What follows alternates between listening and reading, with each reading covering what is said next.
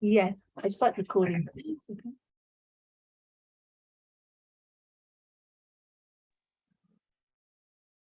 Okay, perfect. So just a disclaimer, I have a co-presenter here with me, Atura. So if at any point you hear her banging her trucks in the background or wanting to join in, I might just take a second to calm her down, but hopefully she should be fine. So happy Sabbath, and let's start with prayer. Dear kind and heavenly creator God, we thank you so much for the Sabbath day. We thank you for the gift of being able to rest and fellowship with one another. Though if for some of us it's remotely, we can definitely feel the presence of coming together under your watch care today. Thank you for getting us through the week. We pray in a special way that you would be with Atura right on time, send angels to pray with her and comfort her while I present. I just pray for all the strength and the courage to not be too nervous and just be with me as I present now. In Jesus' name we pray, amen.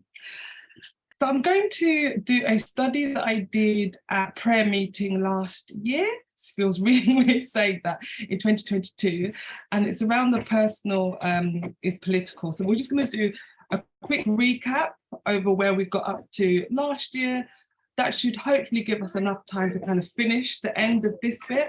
And then next time I do a study, hopefully we can start to make some applications together and try and maybe put this onto a line for our time. So I'll share my screen. Hopefully this will work. Share.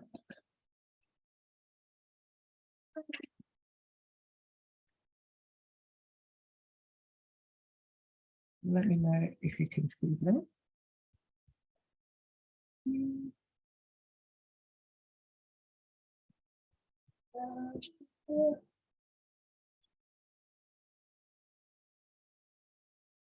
Oh, there goes our first crash.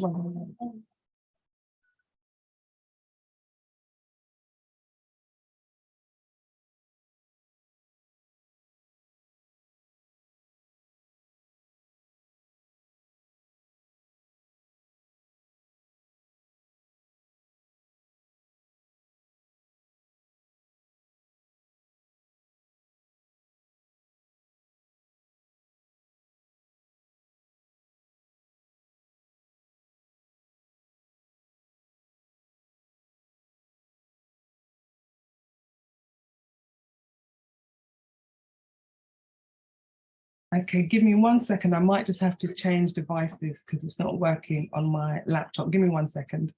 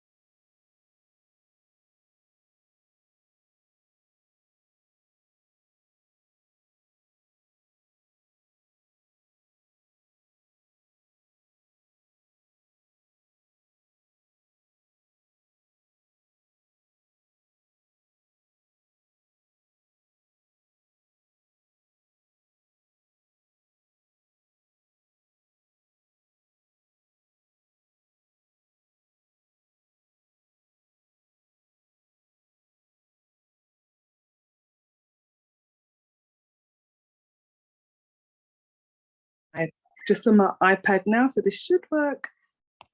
No, let's see.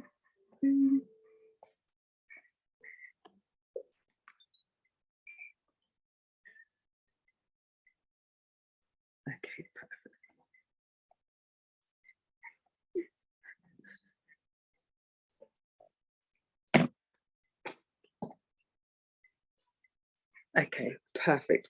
So hopefully everyone can see the screen. So I'll just start again. So I'm doing a study on the personal is political. So I did this study a couple of months ago at prayer meeting, but I just thought it'd be really nice to kind of have a refresher, so a bit of a recap of where we got to in prayer meeting, and then together just read some of the final passages of Carol's essay and maybe bring out some points with the view that in the next study, it will be about maybe let's start to make some applications, let's start to bring this into our time and what it means for us. So this time round, we're just reading it, we're just seeing what Carol says. We're not necessarily looking for applications in our time, but we can kind of pick out things that jump out to us. So we'll start off with a little recap, like I said, of what we covered in prayer meeting, more to refresh my memory and anyone that wasn't able to be at prayer meeting last year. So I'm taking us back to Brazil camp meeting when Elder Terry presented a really, really nice way of looking at the personal as political. It's just one way of looking at it. But the way she presented it was that if A equals B, then B must equal C.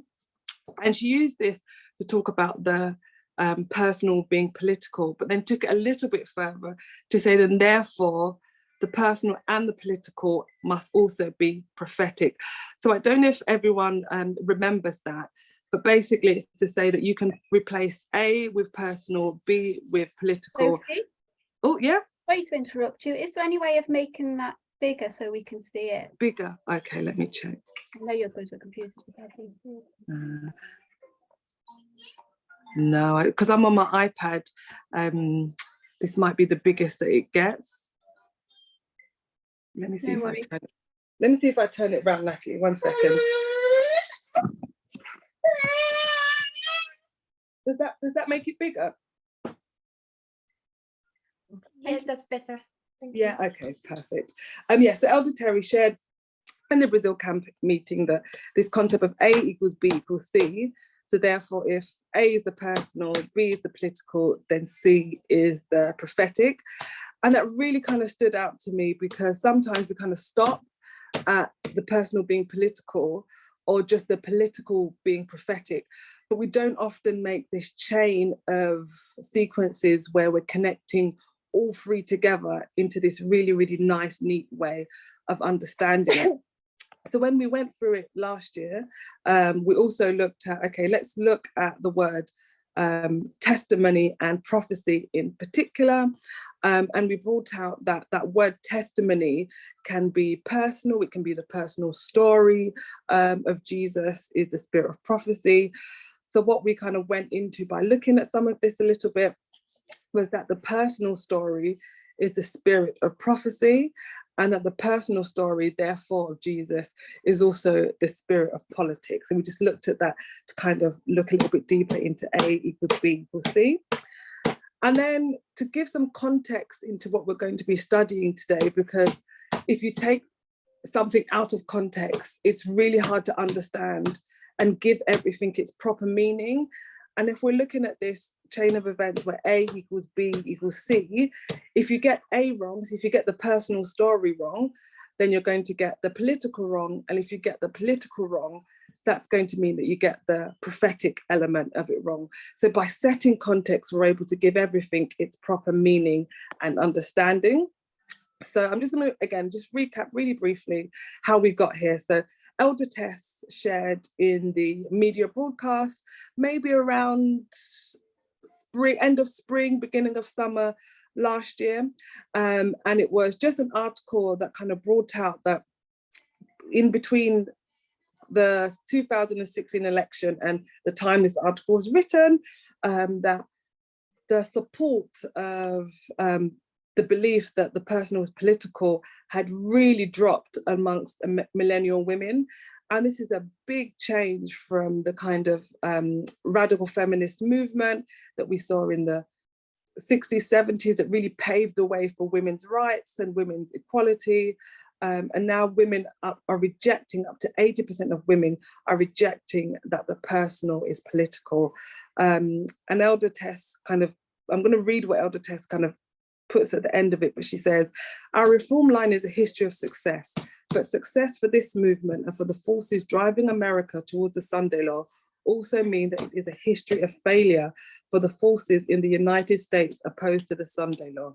It is a history of failure for those who should be abolitionists. And it is time to understand why. So she's asking us to understand why people are so opposed to the personal being political, why people don't necessarily understand it.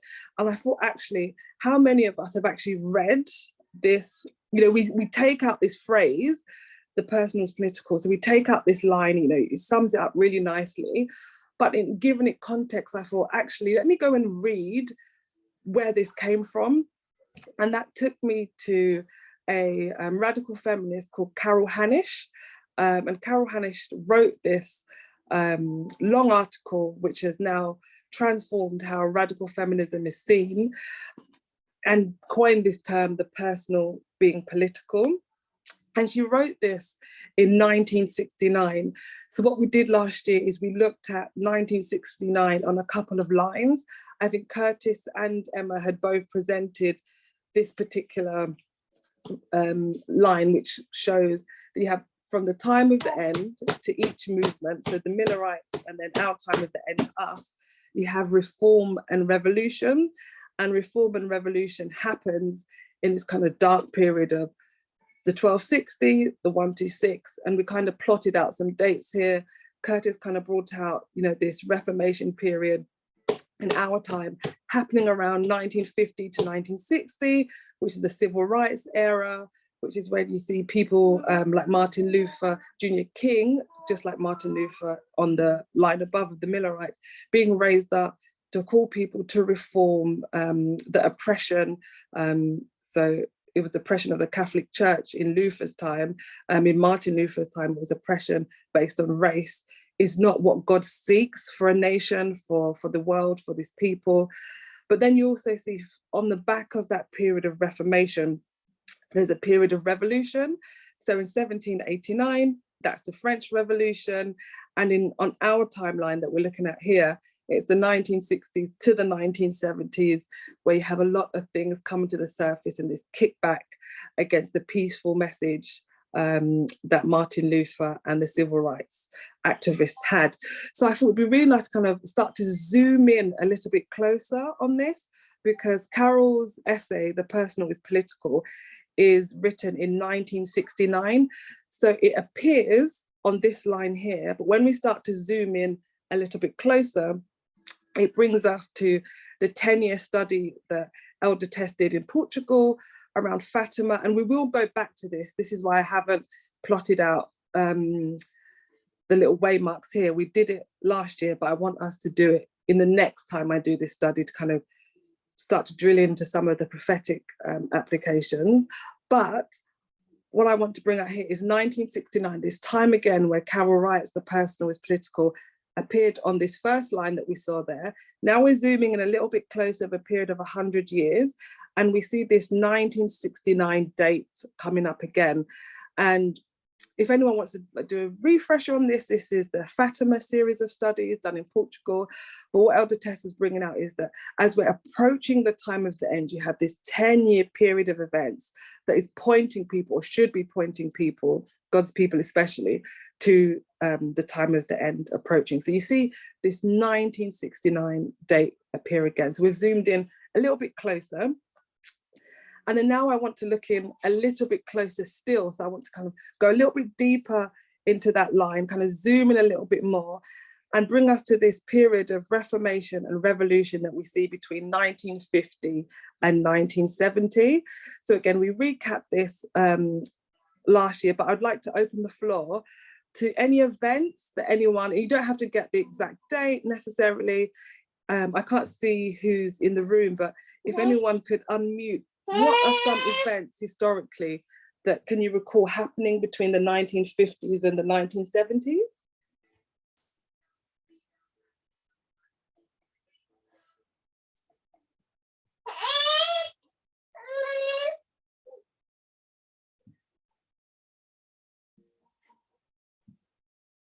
Okay, I will give some answers. Civil rights movement, please. Yeah, exactly. And so one of them is the civil rights movement. So you have this period between 1950 and 1960 where you've got decolonization is happening across African countries who are gaining their independence. You have things like the discovery of the DNA structure, the polio vaccine. You have Brown versus Board of Education in the USA, which ended, that basically said that segregation of schools based on race was a violation of people's civil rights. You have Rosa Parks, who famously resisted giving up her seat on the bus. Again, the civil rights movement is really coming to the forefront. You have the Montgomery bus boycott, but you also have other things that are happening around this time as well. So you have the USSR launches Sputnik 1. So you're having the Cold War is happening during this time as well. So you're seeing this battle play out during this history as well. But then you see a period of revolution as the civil rights movement starts to come to an end.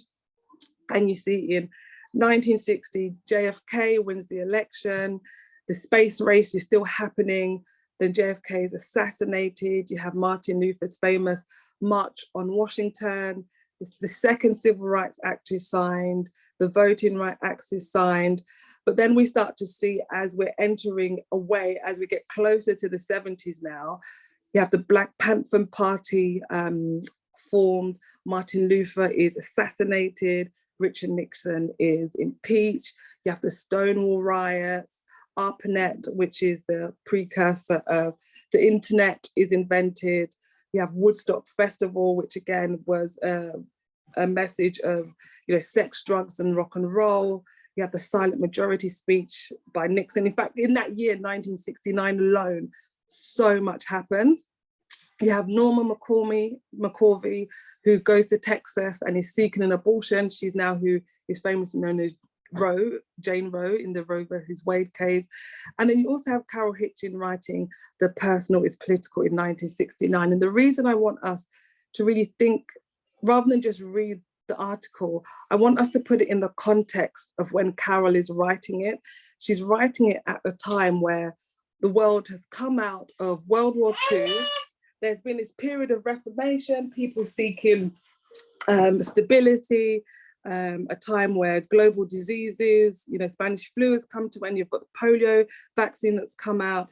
She's seen civil rights come to the forefront and people fighting for their right for equality. But then she's also starting to see things head the other way.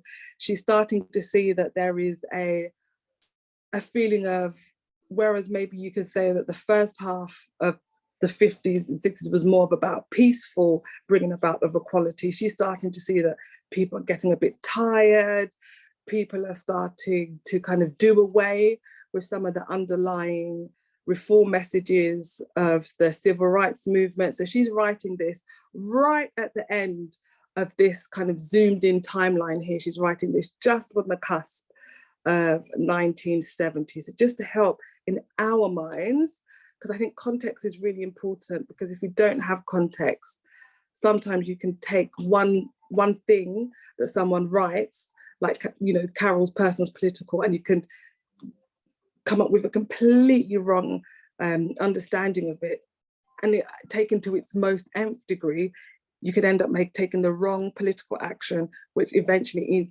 leads to the wrong prophetic action, which for us, as we understand it, that's an issue of salvation. So hopefully this helps us give a bit of context to when Carol is writing this. Sophie, can I just add something from what we did last night? I don't think you were there last night, were you? No. Okay, so one of the things we were looking at last night, we were looking at the article about originalism, and we were just going through it paragraph by paragraph, but one of the things it brought out was the Warren Court, which was when the Supreme Court came to the forefront in the US it was a judge called Warren who was elected from 1953 to 1969, and in that time period his grand themes were racial equality, the separation of religion and education. So he was pushing for prayer not to be said Christian prayers in schools, and he paved the way for abortion. So there was huge matters of public consciousness that were agitated under his lead, which led it to be called the Warren Court. And that's when the Supreme Court came to the attention of a lot of the US people, and they saw how powerful the Supreme Court was.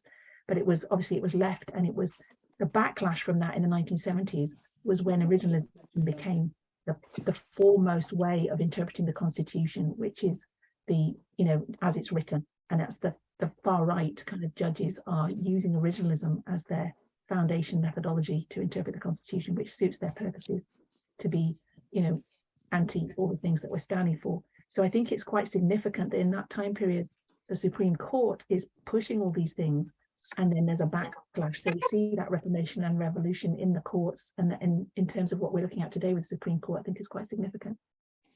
Thank you, Emma. That's I'm going to look into that because I missed yesterday's study, but that is such a powerful illustration of that kind of zoomed in reform and revolution. And yeah, that also helps us understand also that Carol is seeing this all happen in real time. So she's seeing, you know, there has been this Judge Warren who's kind of pushing for these really good protection of equality, keeping religion and school systems separate. And then she's also seeing things are starting to unravel. Thanks so much for sharing, Emma.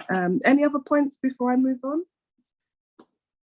Okay, perfect. Sophie, I'd still like to understand when you say the personal is political, what are you still breaking it down, or Yeah, okay. We're still breaking it down, Sidri, yeah. But good question, but hold on to that question.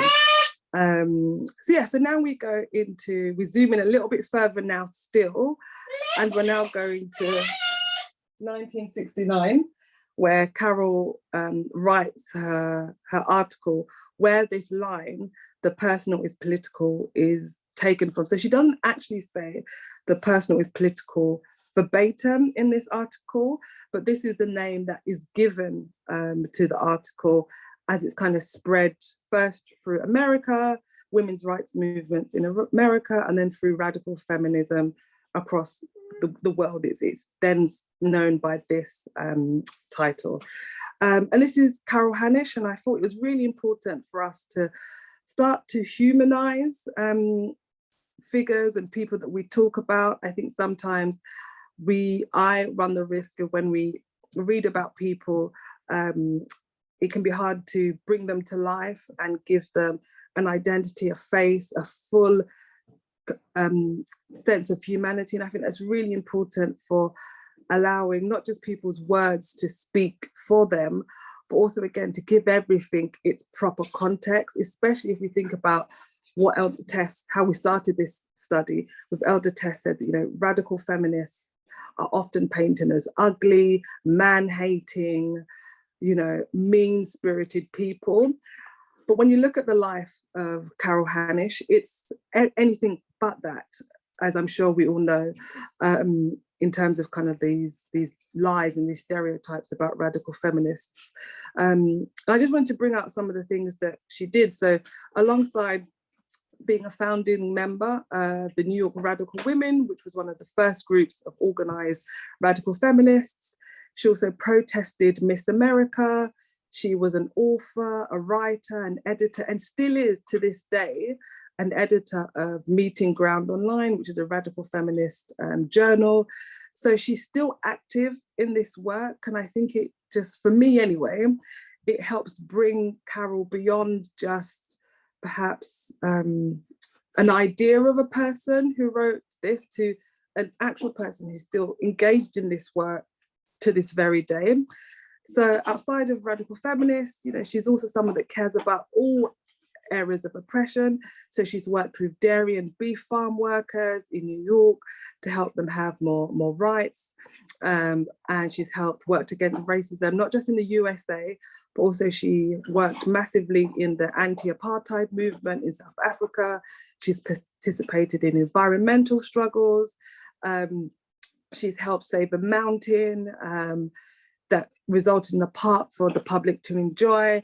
And she currently, like I say, still works as an editor and a graphic artist. So hopefully that helps brings us in a little bit deeper as we start to delve in to this article that she's written, delve in a little bit deeper about the woman and the radical feminist that Carol is, so we can understand a little bit about her worldview, the world that she's living in at the time of writing this.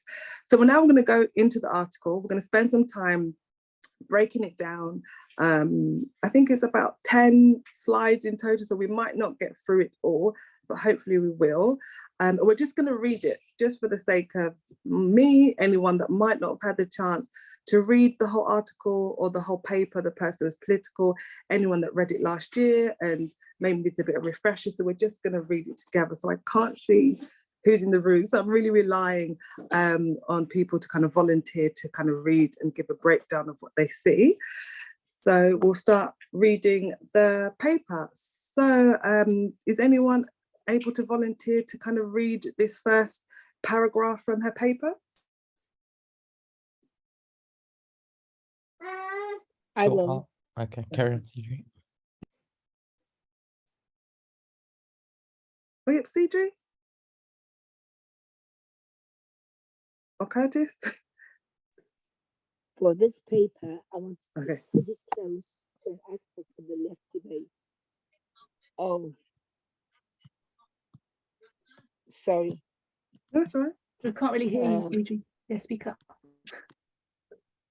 Oh, it's just gone funny. Get Curtis to read it then. Okay. Curtis, do you want to read it? Sure. For this paper, I want to stick pretty close to an aspect of the left debate commonly talked about, namely therapy versus therapy and politics. Another name for it is personal versus political, and it has other names, I suspect, as it has developed across the country. I haven't gotten over to visit the New Orleans group yet, but I have been participating in groups in New York and Gainesville for more than a year. Both of these groups have been called therapy and personal groups by women who consider themselves more political. So I must speak about so-called therapy groups from my own experience. Thank you, Curtis. So Carol's kind of bringing out that there's this debate on the left, Curtis, and kind of going, you can read it again if you need to, but what's the debate that she's seeing happening on the left? From what I gather, there's this idea that the therapy sessions that people are attending, they are trying to figure out of whether to see them as personal therapy sessions or political therapy sessions. Is it just their own personal experience, or are there political connotations to their therapy sessions? Perfect. And when you think of therapy, Curtis, what comes to your mind when you hear the word therapy? What do you think of? Relaying one's experience. Spot on. I would say, as somebody who's been in therapy for almost 2 years now, that's exactly it. It's talking about what has happened to you, your experience, in the hopes that process of talking about your experience, what has happened to you, will help you find maybe answers or some sort of peace or some sort of healing. So exactly like you said, there is this argument happening about whether these groups, when they come together and they talk about, I'm going to use the word, their personal experiences, when they talk about what's been happening to them, whether this is political or whether this is just personal. So I think that's Okay. a good, yep. So you got your camera on. I just a point of clarity Thanks. is these therapy groups, they're specifically relating to therapy groups that women were attending to discuss their experiences. So not just any and all therapy, but specifically these, yeah. Yeah, exactly. So I think she goes into it a bit, gives it a bit more context, Curtis, but that's a really good point to help us understand. She's talking about basically the groups of radical feminists, so their movement, and I think she uses that word later in the article, they're coming together and talking about the experiences that women go through. So exactly, I think that's a really good point of differentiation. She's not talking about a personal therapy session where one person goes to a therapist. She's talking about a group of people coming together and people talking about their experiences in that group setting of radical feminists. Thank you, Curtis. So the next paragraph in the article, if someone could volunteer to read. I can read it. Yeah, thanks, Magda. The very word therapy is obviously a misnorm if carried to its logical conclusion. Therapy assumes that someone is sick and that there is a cure, example, a personal solution. I'm greatly offended that I or any other woman is thought to need therapy in the first place. Women are messed over, not messed up. We need to change the objective conditions, not adjust to them. Therapy is adjusting to your better personal alternative. Thank you, Magda. So I'm going to ask you the same question. So here, Carol is kind of digging into what she means by therapy and why she's offended by it. Magda, what kind of jumps out to you in what she said here? Yeah, so it's an enlargement on what was said before. And so she's saying that this is not that they need some cure, that they are sick or something, and because she's speaking about women coming together, so she's saying it's not this. Women are messed up or messed over and not messed up. So yeah, that's what stand up for me. Absolutely, Magda, and I think that's what you brought out at the end there is a really key point. So she's saying that the issue isn't that women are, messed up, so they come to these therapy groups or they come to these groups talking together because they're messed up or there's something morally, I'm going to use the word morally wrong with them. She's saying that they're messed over, and I would say that they're messed over by the system of patriarchy, sexism, inequality. And she's saying that it's the conditions, so I'm going to use the word culture here, it's the conditions and the culture that needs to change, not just women adjusting themselves, so changing themselves to live in this unequal patriarchal culture. She's saying this culture itself is what needs to change. Thank you, Magda. So we're going to go to the next paragraph. Sophie, sorry, Yeah. a question. It's not a rhetorical question, I'm genuinely asking.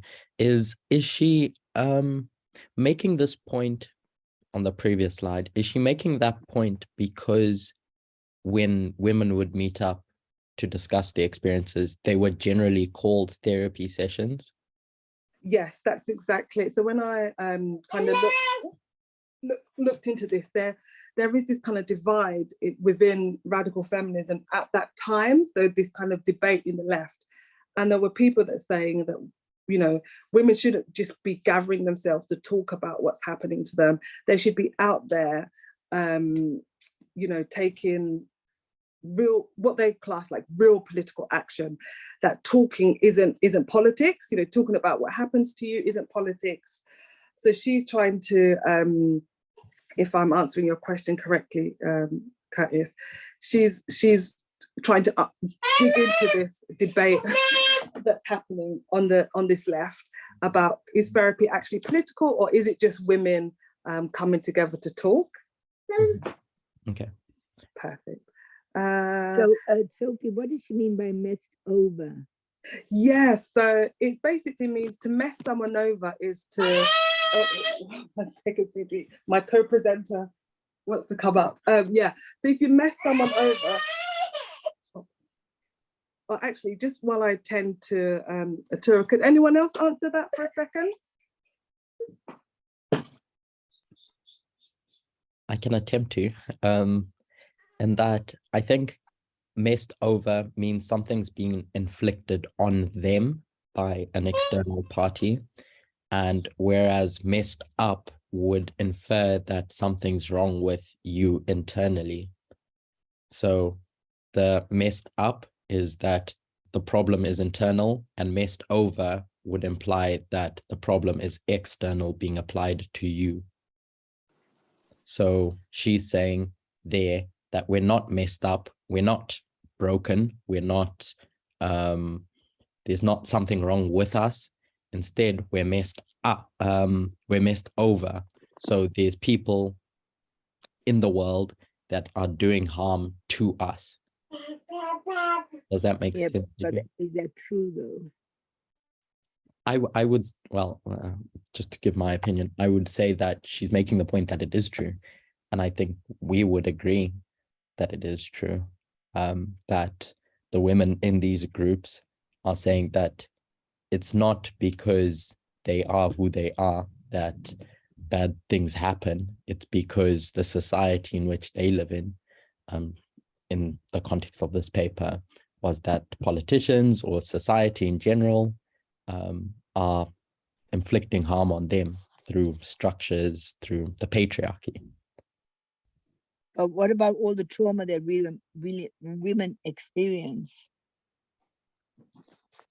Yeah, Yes, Sidri, I would That's say, internal. yeah, absolutely, Sidri. And I think that those internal things as women actually do harm us, but it doesn't mean that we are messed up individuals. And maybe we can see an example like Amber Heard versus Johnny Depp. You know, it was a system of patriarchy and sexism that had, you know, her trauma was very real, but she wasn't a bad person. She wasn't a messed up woman. She was somebody who suffered at the hands of an abuser and a system in America and globally that didn't believe a woman's abuse over a male superstar. So Amber Heard is a woman who was messed over, not messed up, even though her trauma, her pain is absolutely still valid. So it's not to say that the trauma and the emotional pain that women feel is not real. It's saying it's not, like Curtis said, it's not Amber's fault, it's not my fault, it's not your fault, it's not any woman's fault about the trauma they go through, because it's the system of patriarchy that's to blame, not women. And I think it's the point of this Right. and the point of them coming together at this time period was not to sort out their personal issues. It was labeled therapy, it seems to me, as a negative connotation that about, you know, slurring what they're doing really, but they're coming together because they're fed up with sexism, they're fed up with the system and they want it changed. And so it was more, and that's where she's trying to bring that emphasis out. It was a political movement, not just for personal therapy, even though it's not saying people don't need personal therapy, that's a separate issue. Right, thank you. Perfect. And Emma Sids, do you want to read this next paragraph? We have not done much trying to solve immediate personal problems for women in the group. We've mostly picked topics by two methods. In a small group, it is possible for us to take turns bringing questions to the meeting, like did you prefer a girl or a boy baby, or no children, and why? What happens to your relationship if your man makes more money than you, less than you? Then we go around the room answering the questions from our personal experiences. Everybody talks that way. At the end of the meeting, we try to sum up and generalize from what's been said and make connections. Thanks, Emma. So there's quite a lot. It's a bigger paragraph, but do you want to bring up maybe some things that kind of jump out to you? So I think one of the main points is that although the purpose of the group was not to solve immediate personal problems, because they've not done much towards that, but they've picked two methods we've mostly picked topics by two methods. So they picked these topics they're going to talk about by two methods. One was going around the group asking people, you know, what questions they had about things.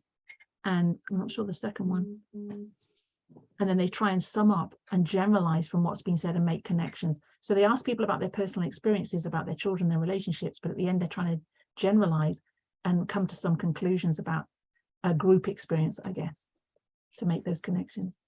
Thank you, Emma. Yeah, I think I understand when she says, did you prefer a girl or a boy baby? For me, it was a boy baby because, you know, you understand the difficulties that women go through. So in that way, I could understand that question. Yeah. So I think that's the example of, oh, sorry, Sophie. Oh, no, go on, Emma. That's an example of the sort of question they would ask to get to the root of the issue, I suppose, of sexism. Yeah. What's driving force behind you?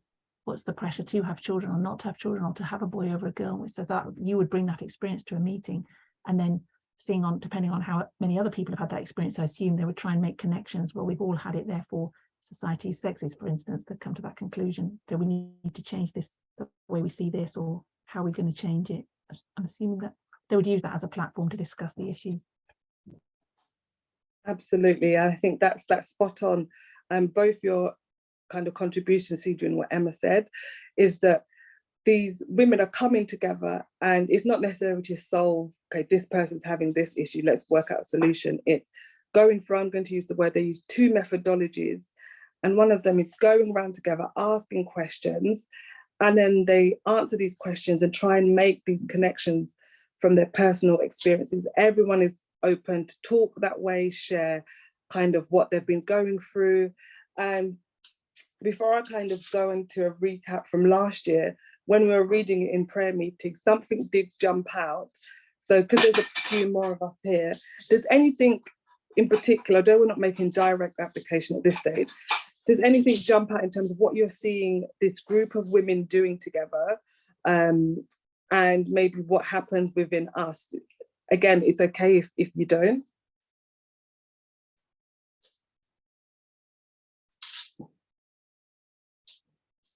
I think it's for me, it's just trying to find to look at the solution, or to turn that bias around about some of the things that you've learned. And I think that's generational things. Like me wanting a boy over a girl, I found out that it was generational. Because my mother wanted she had 2 boys before me, and she wanted another boy. She didn't want a girl. So Yes, it's just, you realize you're carrying all those things from like the past, and how could you now look at a method or a solution to look at things in a different way. absolutely, Sidri, and thanks for sharing. It is so painful, but it's the reality, isn't it? It's the reality of how deep sexism is. I remember maybe last year, my mum told me that when I was born, my dad was like, "Oh, it's a girl." Like, you're like, okay. Yeah. When you hear that, it's like, oh, okay. People would, and we hear it all the time. We hear, girl babies being killed. Like, it even goes that far, people lamenting when a girl is born. And I think you hit on something very key, is that they're meeting to try and get to the root of these things through their personal experience, through what's happening to them. And when we looked at this last year, again, we're not making direct applications, but what we are looking at is, okay, this is maybe similar to what we were doing as a movement. I'm not going to put a time scale on it until we get into that part of the study, but all around the world, we were coming together. There was a period where we were coming together as a group, as a movement, as Carol goes on to call who they are. And we were talking about just like we're doing now, our personal experiences of sexism, of patriarchy, of culture, and trying to come up through these personal experiences, not to solve them, but to maybe through speaking together, get to this underlying issue of it's the culture that's to blame, this system that messes us women over, rather than us being messed up. So that was an interesting similarity that we saw last year. Okay, thank you, everyone. So we'll go on to the next slide. Is Debbie there perhaps, or Debray?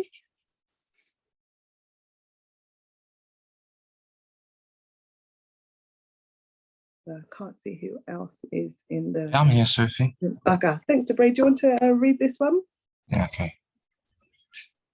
I believe at this point, and maybe for a long time to come, that these analytical sessions are a form of political action. I do not go to these sessions because I need or want to talk about my personal problems. In fact, I would rather not. As a movement woman, I've been pressured to be strong, selfless, other-oriented, sacrificing, and in general, pretty much in control of my own life. To admit to the problems in my life is to be deemed weak, so I want to be a strong woman.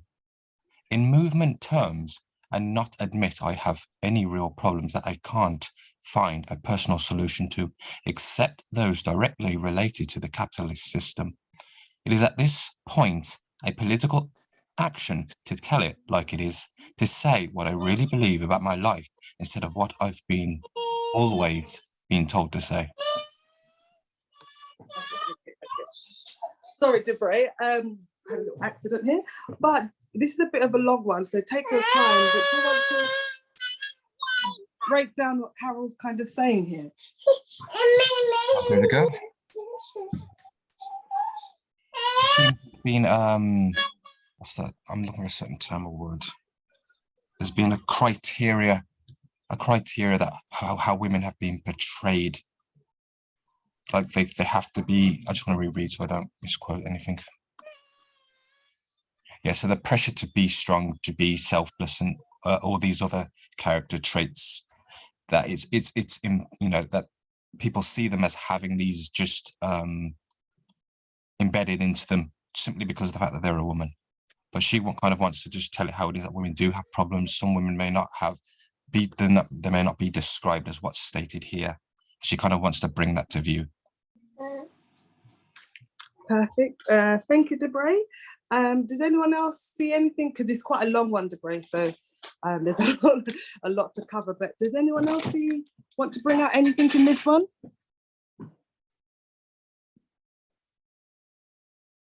I think for me, it's quite a powerful one because she uses this term movement woman for the first time. So it's the first time that she's talking about this group of radical feminists as a movement. So immediately, you know, for me, that made me go ding, ding, ding, ding, ding, because I would class myself as a movement woman. And she talks about, you know, that this pressure that women in the movement need to be strong, selfless, you know, these preconceptions that we have of women to constantly be sacrificing, constantly be orientated about what other people, how they can give to other people, and to generally just be in control of their life, you know, not have any problems, not be weak in any area, not to, you know, to be strong women and not to admit to the fact that the patriarchy and sexism does impact them.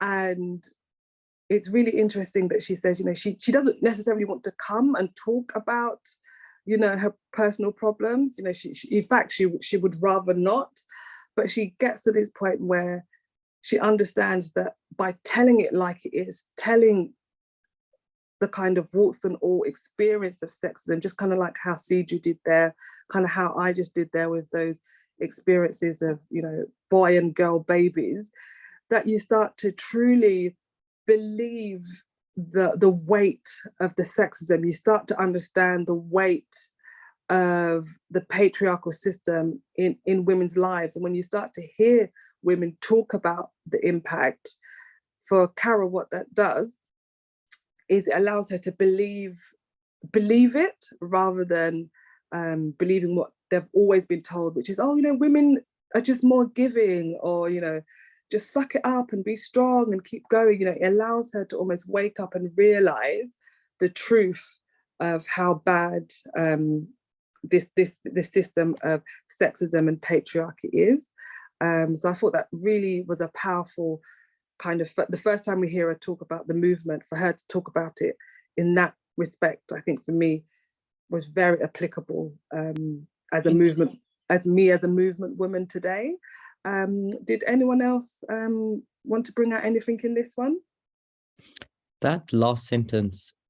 So she's saying with that last sentence, she's saying that previously that was her mindset, but now she wants to live differently. Yeah, and I'm going to ask you, Curtis, what do you think living differently for her is, based on that last sentence? It would be, well, in contrast to the prior, it's being who you are as opposed to what, I'll say, society says you should be if you are a movement woman, if you are an activist. Yeah.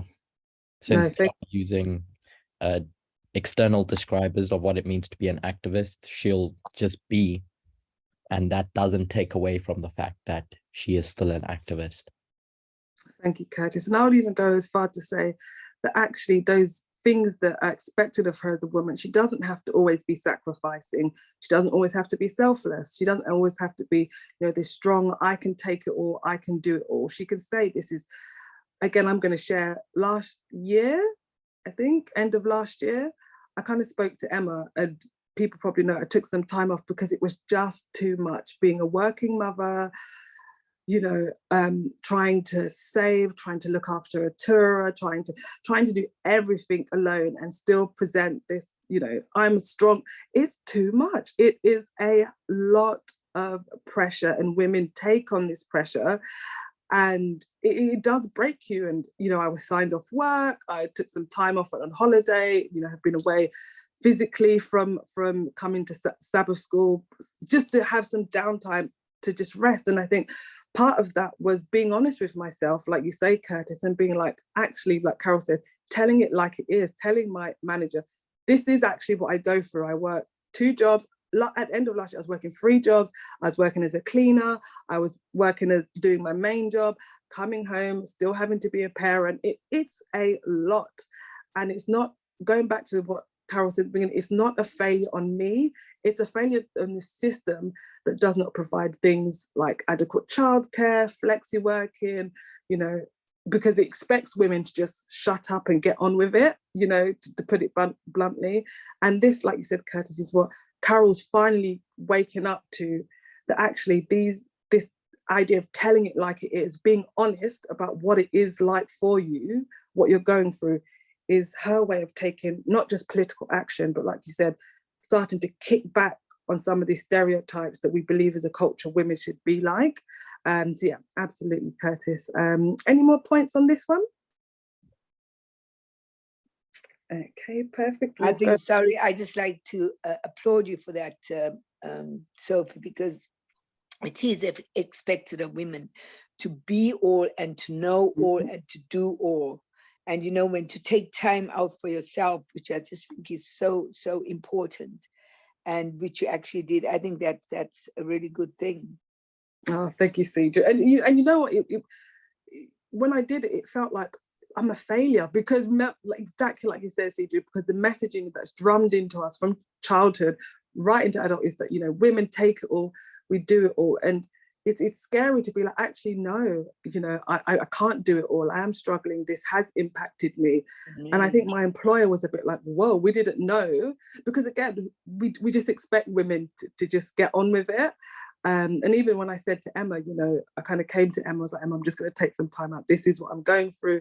And Emma was very much like, look, just take the time to just rest. This is exactly what you need. So just like Carol, just kind of speaking it allowed me to realize. So no, thank you, Cedra. And it was hard. It was really, really hard, you know, behind all the kind of smiles, there were a lot of tears. Like imagine like working a full-time job, then going to clean after work, then coming back and having to be a parent. It was a lot. It was a lot. Yeah. I remember one of my children coming in, and when I come back from work at about 6 o'clock in the evening, and rushing up to me and hugging me, and you know, and I said, just give me an hour, and let's go upstairs, have a cigarette and have a lager, just to calm down, you know, before I go downstairs and start to cook and everything else. And I felt so bad, because I just thought, I should have spent some time with my kids, but it was me trying to unwind. Yeah, get some from everything. Yeah, absolutely, CJ. Thank you. So again, another big paragraph here. So I think Magda brought out that she repeats and enlarges a lot, and that's actually something I didn't notice, Magda, but it's so true. So here, what she's doing is kind of repeating and enlarging on what she said again. So does anyone want to read this one? I don't know who else is here. Is Debs here, or Emma, do you want to read this one?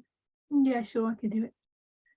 So the reason I participate in these meetings is not to solve any personal problem. One of the first things we discover in these groups is that personal problems are political problems. There are no personal solutions at this time. There is only collective action for a collective solution. I went and I continue to go to these meetings because I've gotten a political understanding which all my reading, all my political discussions, all my political action, all my 4 odd years in the movement never gave me.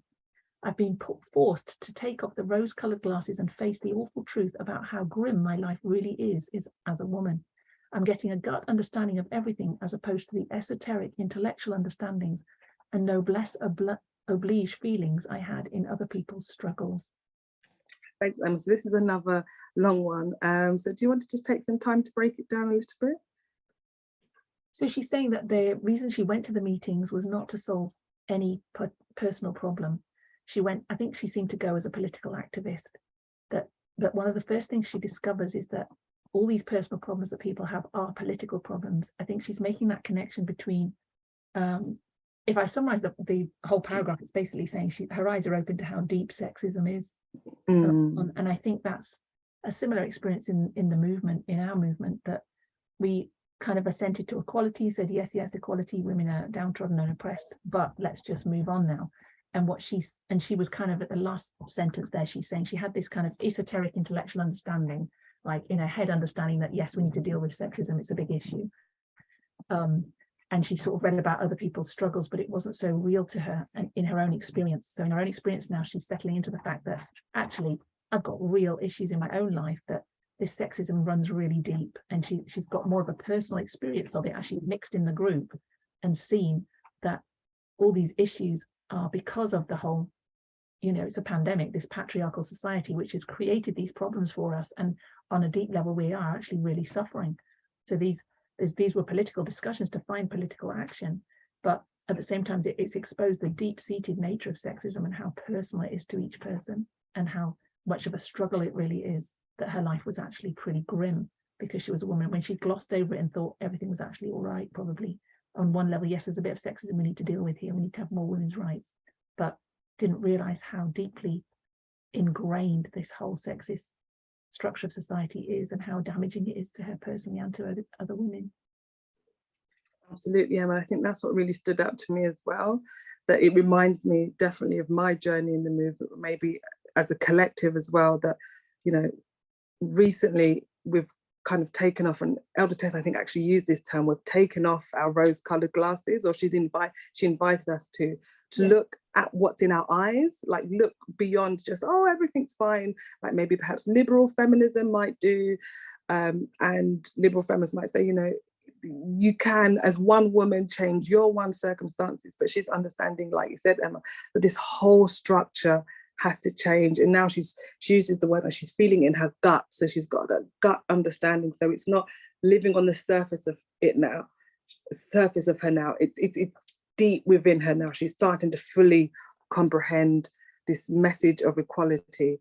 And she again makes this application that their personal problems, their personal problems are actually political problems. Yeah, really, really good roundup there.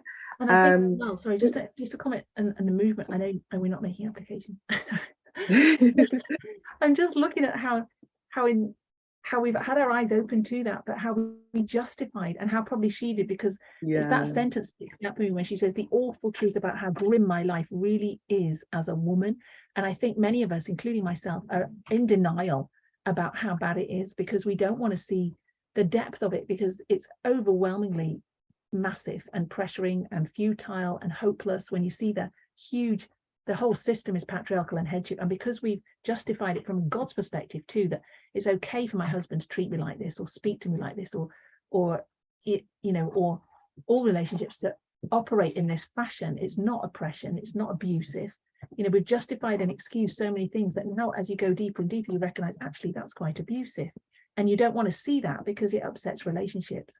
And that's what is so painful about marriages splitting, is that it's actually always been there, but your eyes have been glossed over because of the whole structure of society and the structure of church. The structure of church said this is the way it is. God is in control. He's the man's over the woman. Let's make The it movement. Yeah, the movement. Yeah, the movement, not church. The movement. This conservative Christianity has done that and we can blame that for so long, but now we're required to take personal action, which is painful.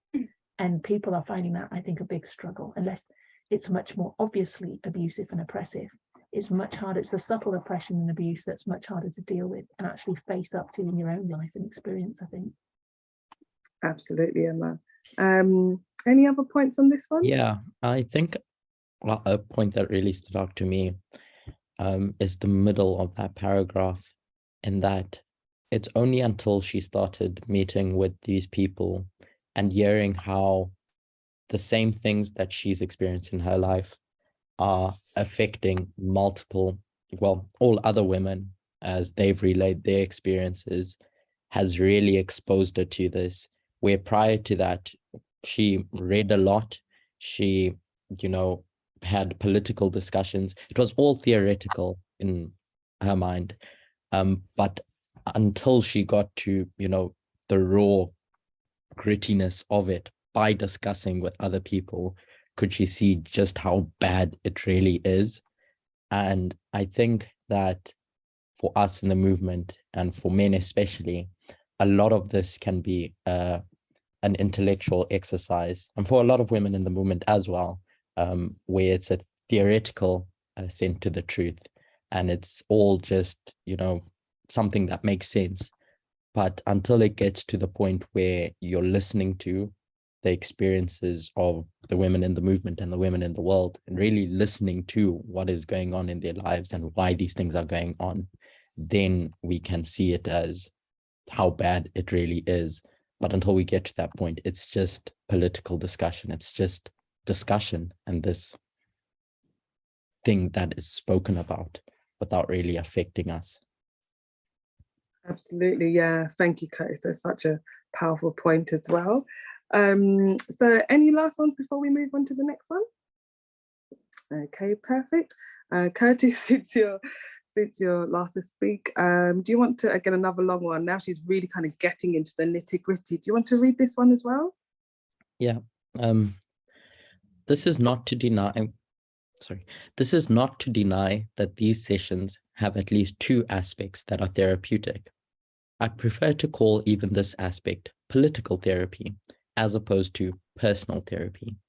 The most important is getting rid of self-blame.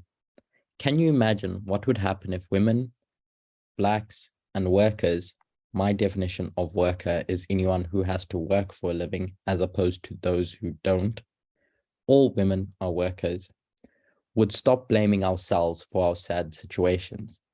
It seems to me the whole country needs that kind of political therapy.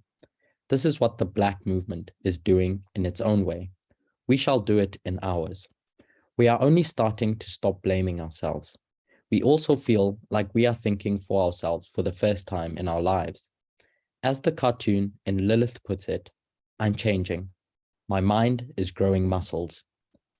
Those who believe that Marx, Lenin, Engels, Mao, and Ho have the only last good word on the subject, and that women have nothing more to add, will, of course, find these groups a waste of time. It's okay. It's another big one, a long one, but do you want to maybe start breaking it down? I think at first she's, you know, making the point that women should stop blaming themselves, you know, that they are the problem, which goes back to that statement that she said in the second paragraph about, how did she put it? It's not... women are messed over, not messed up. Yeah, exactly. Women are messed over. Women are messed up. Women are not messed up, they're messed over. She's, you know, going back to that point, that it's not your own doing that causes these problems. It's external things inflicted on us. And then towards the end, I think she makes a good point about Marx, Lenin, Engels, Mao, etc. Because there's the idea, you know, that socialism is the solution to the world's problems.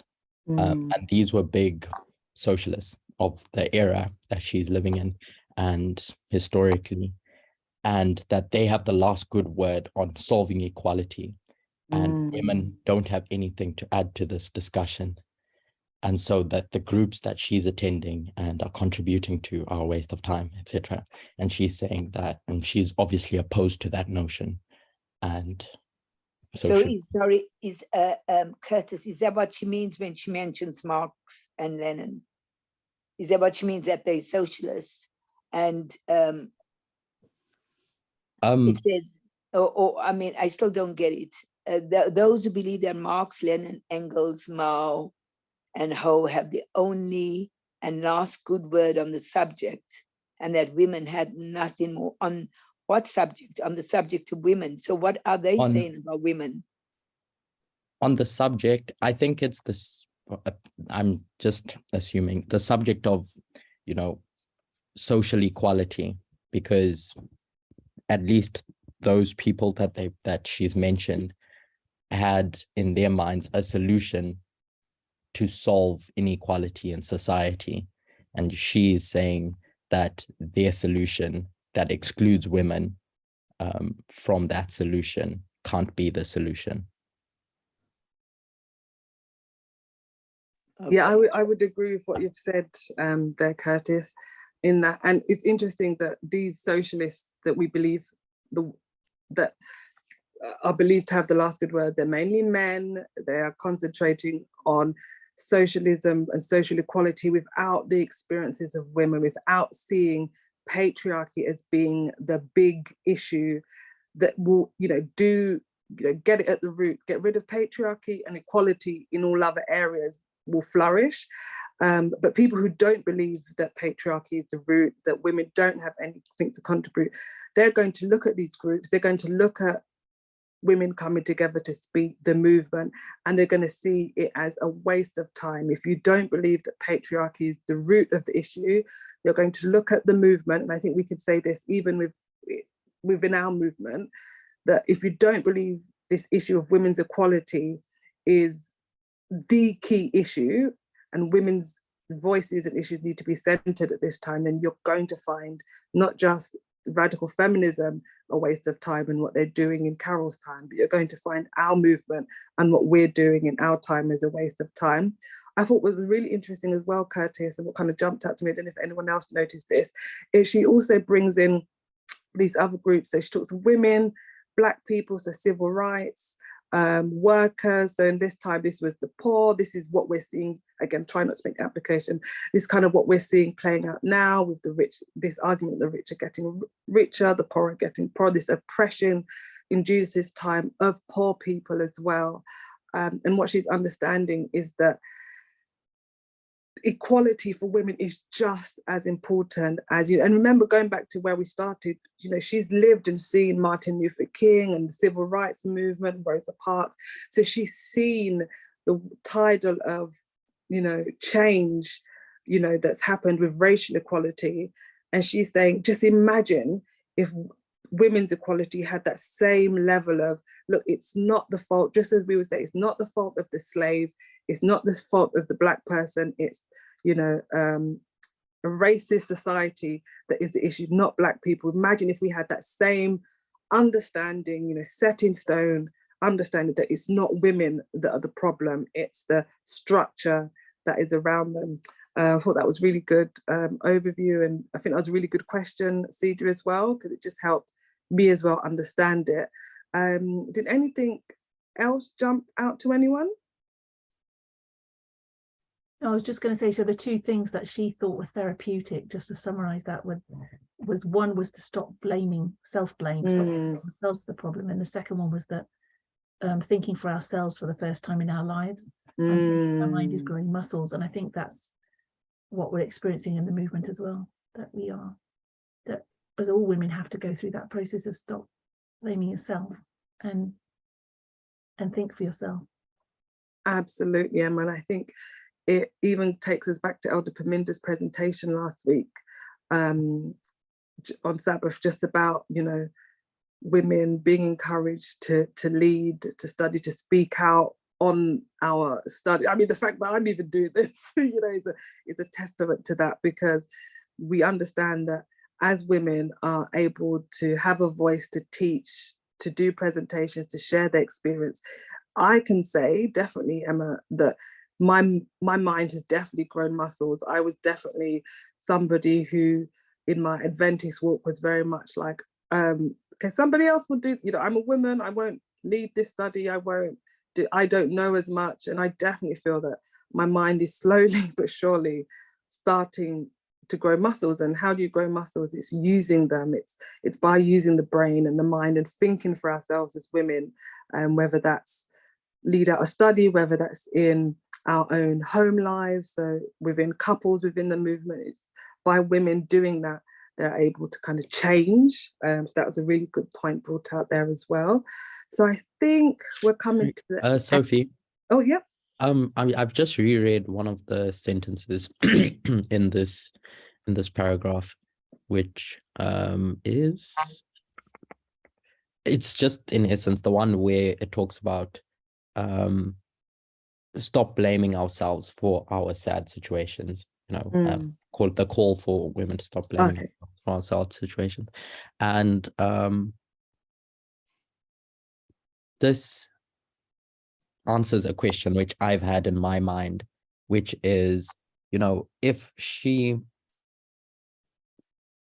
couldn't see, well, I won't say couldn't see these things, but she relayed in the previous paragraph that she didn't used to attend these meetings, and then she started attending these meetings. And then when she started attending these meetings and heard of the experiences of others around her, that she put together that it's the political nature of society that has caused women to experience these problems. It's the patriarchy that's at fault. What made her a movement person prior to attending those meetings?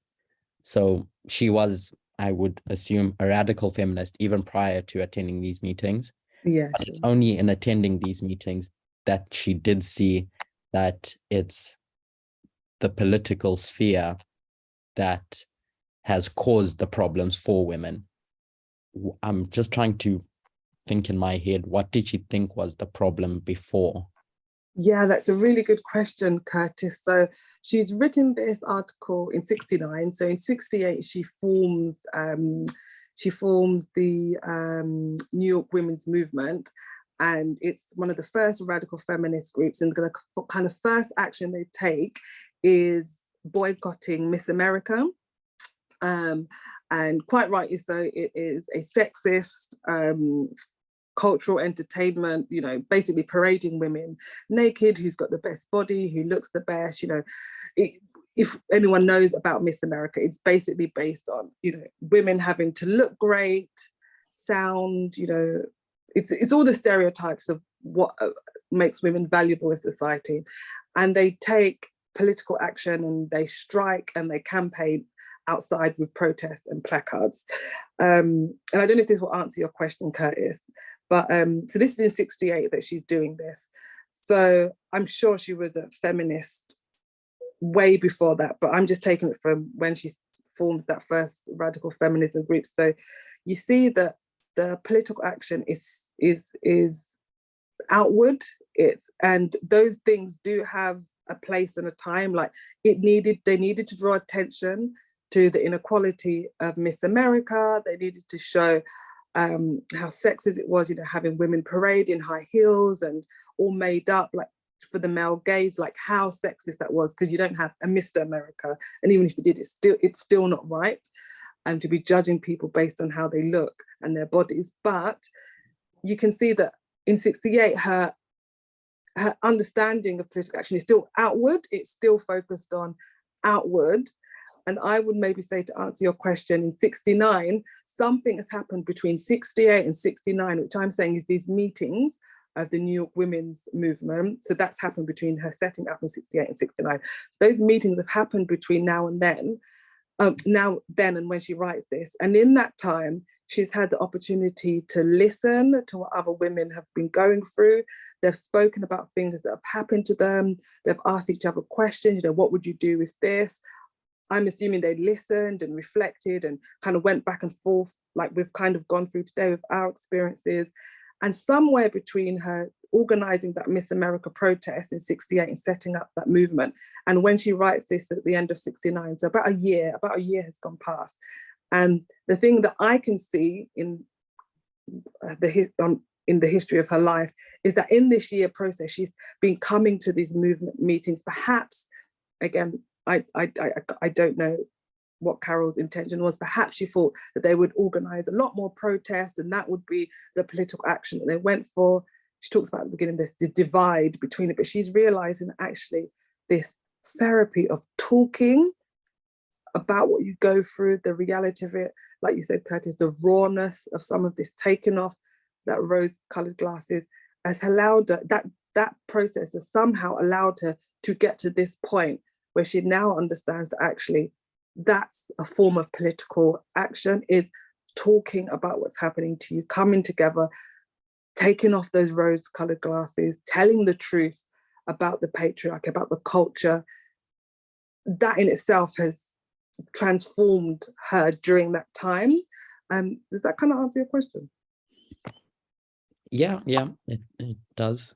So from what I'm hearing you say is that there's a lot of other external elements, you know, not all that she's relaying, but there's the protest before that she, the Miss America protest that have led up to this point, should I say? Yeah. There's a lot more context.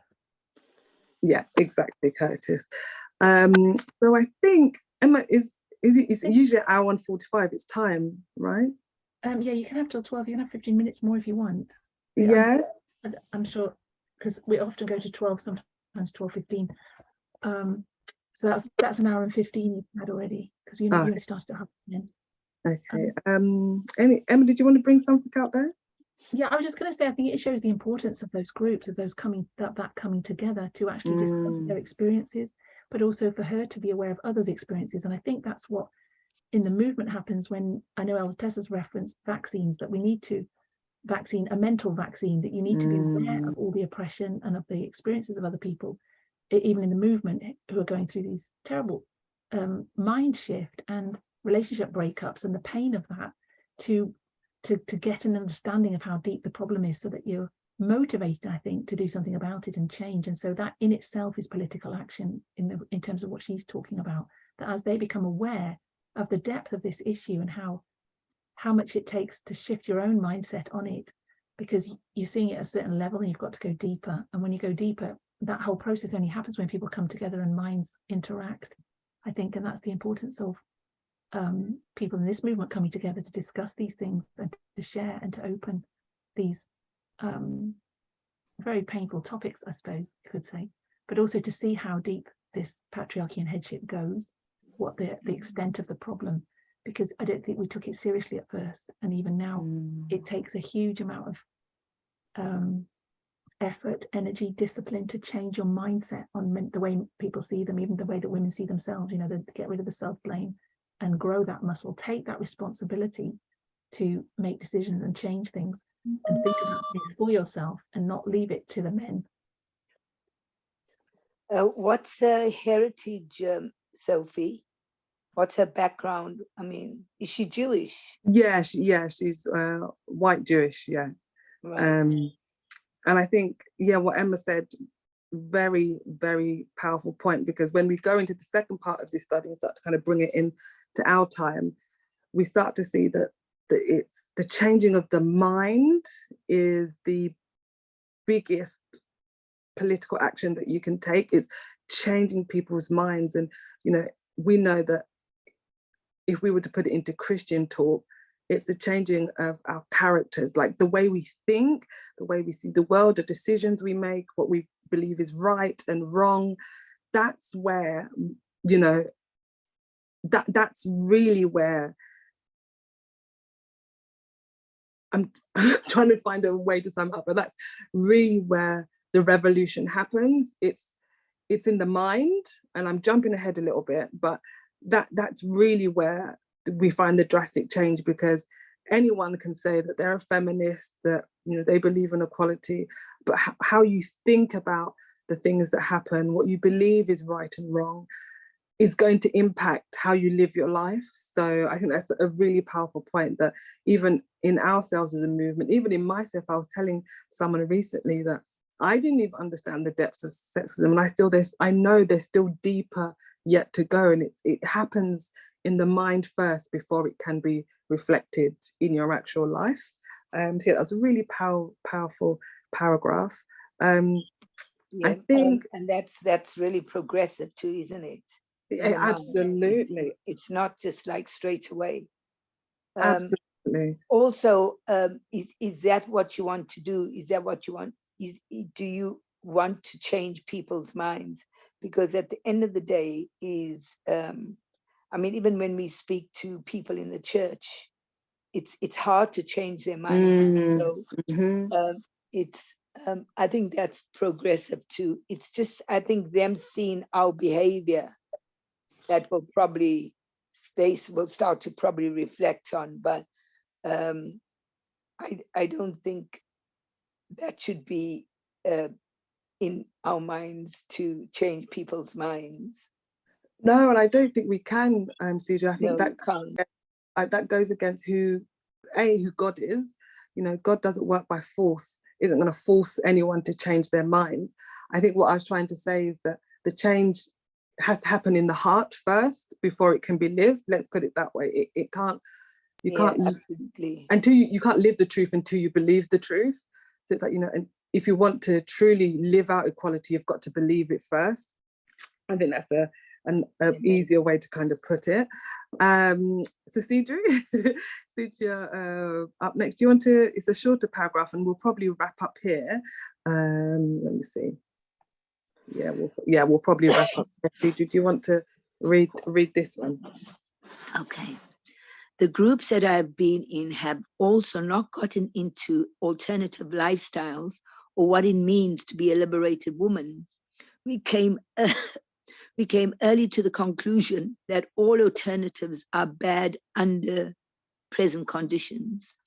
Whether we live with or without a man, communally or in couples or alone, are married or unmarried, live with other women, go for free love, celibacy, or lesbianism, or any combination. There are only good and bad things about each bad situation.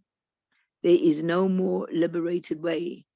There are only bad alternatives. Yeah, CJ, thanks for reading that. Anything that kind of stood out for you from this one? Whether we live with or without a man. That stood out for me. Yeah, and I think what she's doing is she's contrasting that there are all these different ways that you can live, whether you've got a man, whether you haven't, whether you live in a communion like I do. I live with my family at the moment.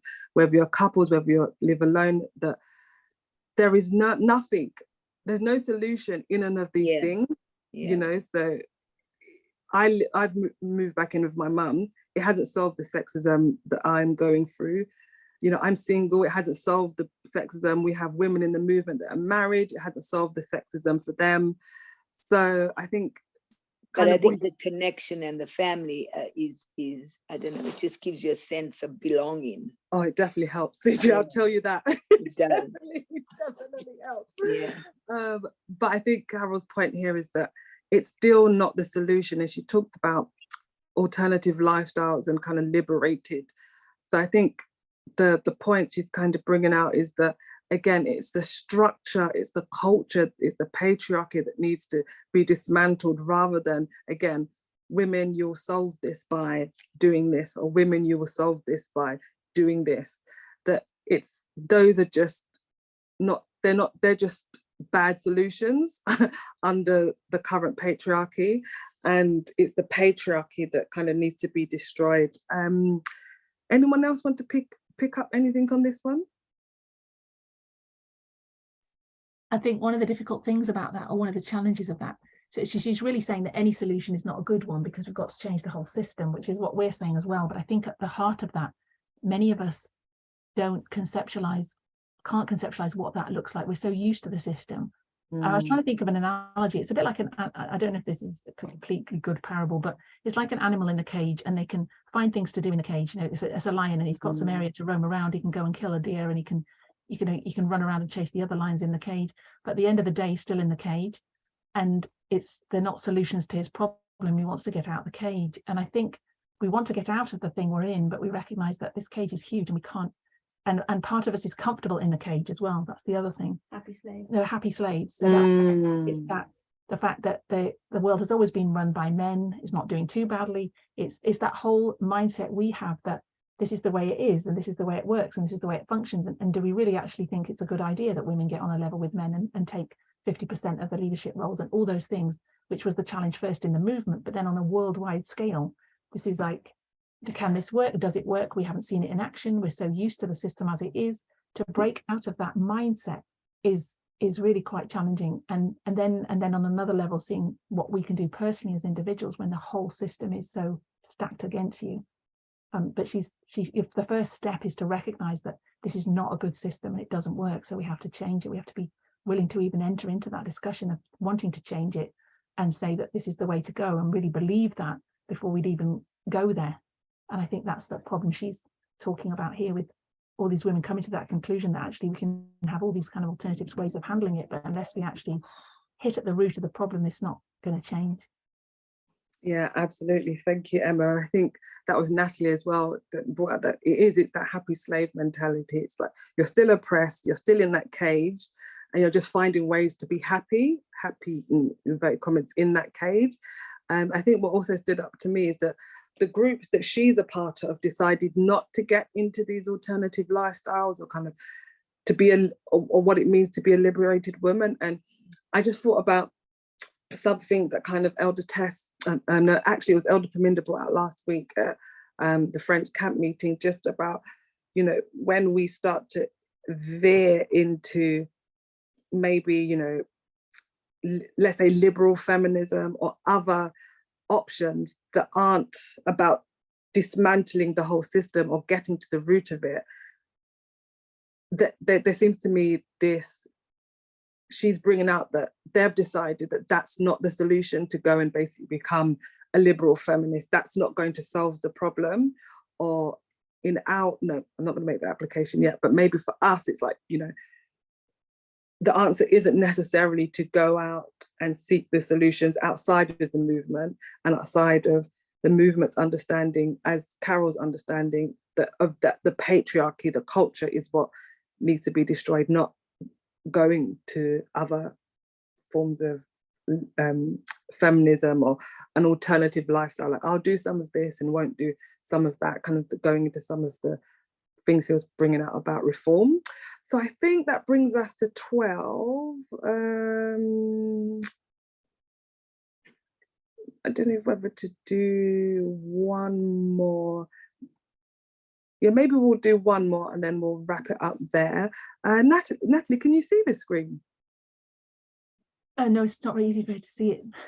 Okay, so maybe we'll stop there because everyone's kind of had a chance to read. We can read the next one if you want. She's saying, yeah. Okay, yeah. Debbie, I don't know if Debbie's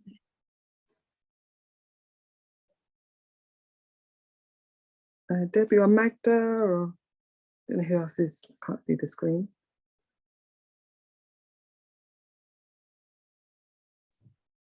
Okay, I can read this. Okay, thanks, Magda. This is part of one of the most important theories we are beginning to articulate. We call it the pro-woman line. What it says basically is that women are really neat people. The bad things that are said about us as women are either myths, women are stupid, tactics, women used to struggle individually, women are bitches, or are actually things that we want to carry into the new society and want men to share too. Women are sensitive, emotional. Women as oppressed people act out of necessity, act dumb in the presence of men, not out of choice. Women have developed great shuffling techniques for their own survival, look pretty and giggle to get or keep a job or man, which should be used when necessary and until such time as the power of the unity can take its place.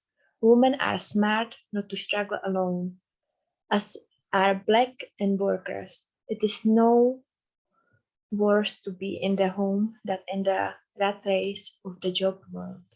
They are both bad. Women, like Black workers, must stop blaming ourselves for our failures. Yeah, thanks, Magda. So this is another big one. She's that point that you brought out in the beginning, Magda, where she's repeating and enlarging some things. So she's going back to this idea of women stopping blaming themselves.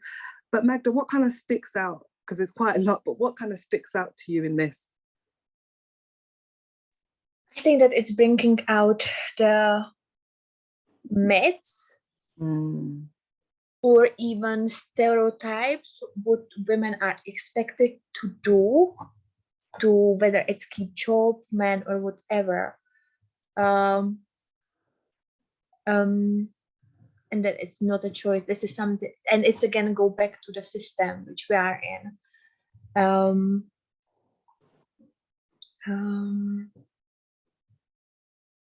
Let me read a bit, sorry.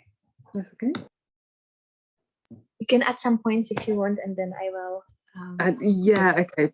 Yeah, absolutely, Magda. I think that's exactly what she's kind of zoning in on again, is that these stereotypes that you kind of see in the world, you know, that women are stupid, that, you know, if women are kind of like straight cutting and they tell it how it is, and that means that they are bitches.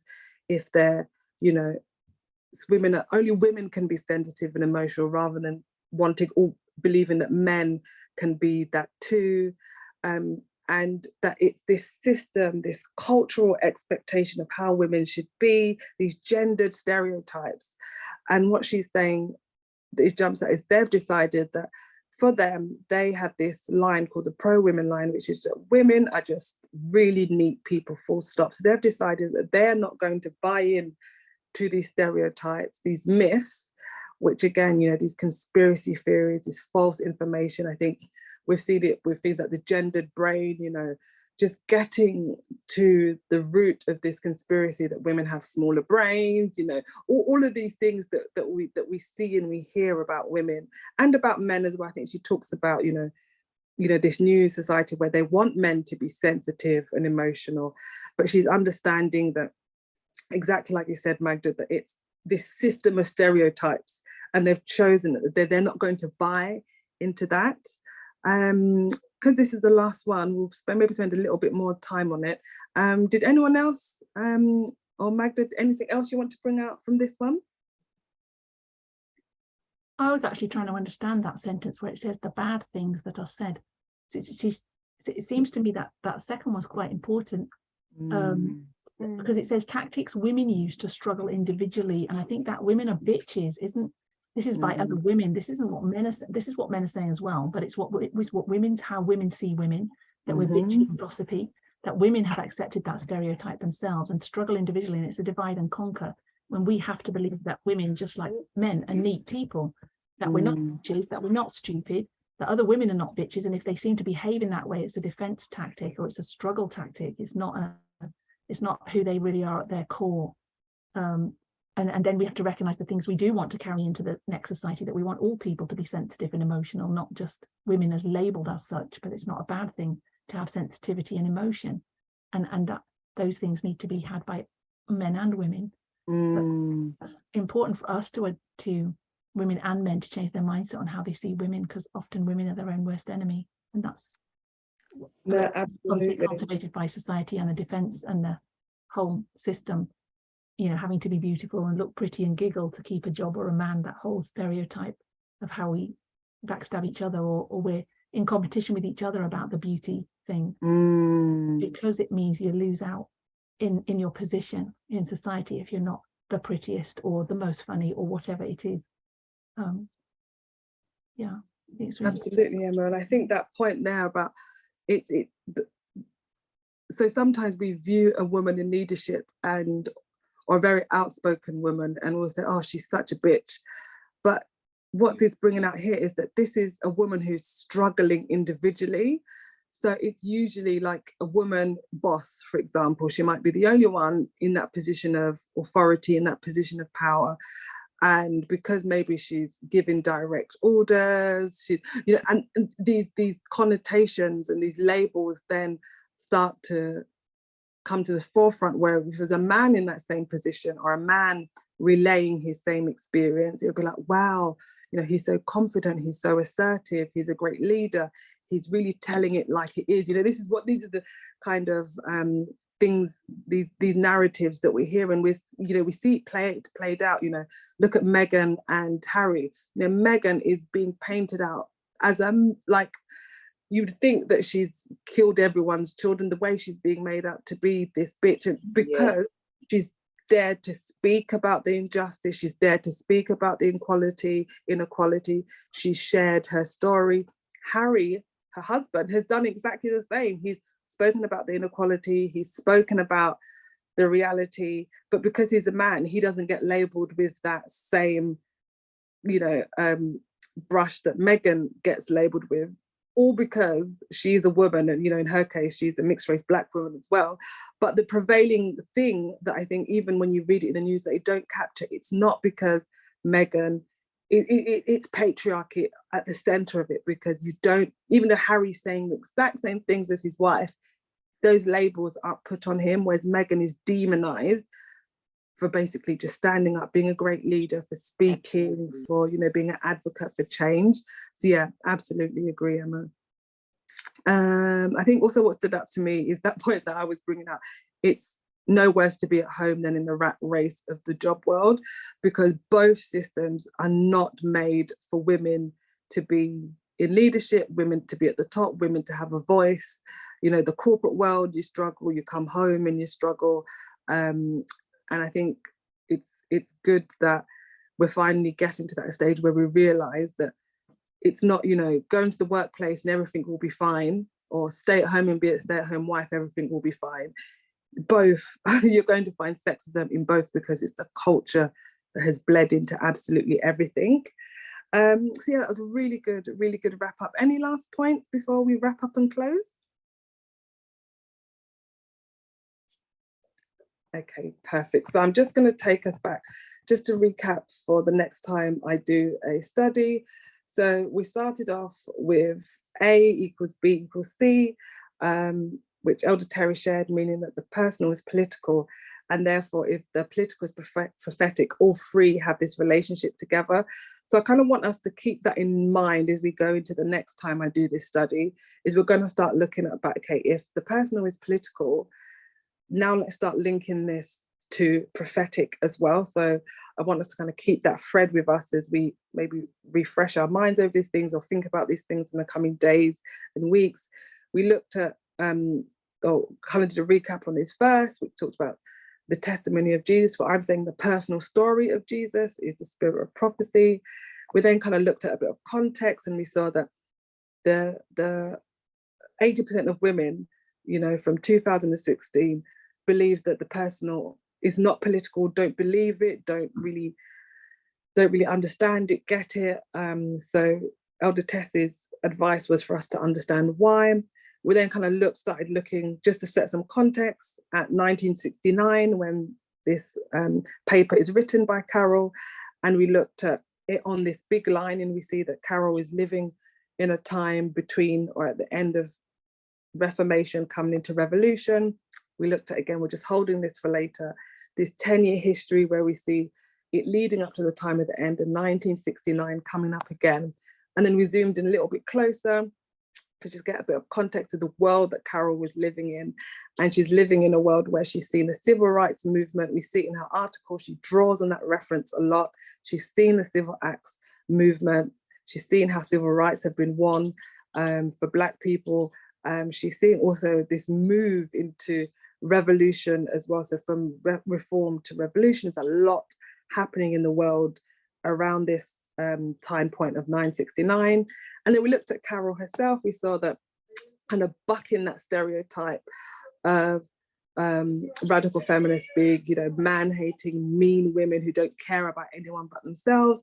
We put Carol in its proper context, or put her in a proper context. You know, she's a very astute, talented woman on many grounds, still working as an editor on a radical feminist journal. She's, you know, protested and worked to get rights for dairy workers to end apartheid. She's involved in her local community around environmental issues. She's worked to make a local mountain part of the public owned space. So just to really give this, knock this, we all know it, but to really break it down, just really knock this stereotype of who radical feminists are on the head. And then we kind of went through the article. We saw some points that we wanted to bring out in terms of us as a movement coming together to discuss, let me come back into the room actually, to discuss personal experiences that we've had, and that this can be seen as political. We've seen that it's the culture that needs to change around it, how we see women, how we view them.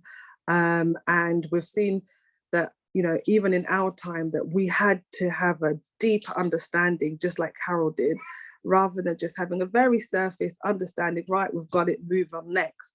It needs to get a lot deeper. And then when it becomes a lot deeper, it becomes real. And then we really want to create real change, which Carol calls this political change, which is dismantling this whole system, realizing that women are really neat people, just how we view men as really, really neat people as well. And that there are no individual solutions. It's about changing this whole culture. So that was a lot to go through. So thank you so much, everyone. And what we will do is I'll pray to close.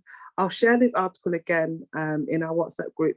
If we could just reread it, I don't know when I'll be up next, but if we reread it, and next time, hopefully what we'll start looking at is the kind of, let's start looking at some of these lines a bit more, some of what Carol's saying, applying it to maybe our time, and seeing if together, because I definitely can't do it alone, if together we can start to make some prophetic applications in our time. So I'll just close to pray. Dear kind and heavenly God, thank you so much for allowing us to speak on these things, to go through kind of line by line, paragraph by paragraph, and discuss just what it means when it says the personal is political. We thank you for Carol's work in her corner of the world, understanding that we each have a part to play, but it first starts with having more than an intellectual understanding of the truth, to allowing it to enter truly our hearts so that we can tell the truth, not just about our experiences, but how bad sexism is and how you view it. Thank you for the beautiful gift of the Sabbath that reminds us of this message of equality, where you've always encouraged all people to rest. And when you yourself came down to rest on the Sabbath as well, reminding us of this message of that we are one and we can be equal with one another, regardless of race, regardless of gender, regardless of sexual orientation, of wealth, we are one as your children. So thank you so much for giving us that example in the Sabbath. I pray that we would continue to look into these things. Thank you for Olivia also taking a tour so that I could finish the studies, be with everyone bowed their heads today here, be with those who aren't here today. And again, we dedicate 2023 into your hands, asking you to continue to lead and guide us in this message. In Jesus' name we pray, amen. Thank you, everyone.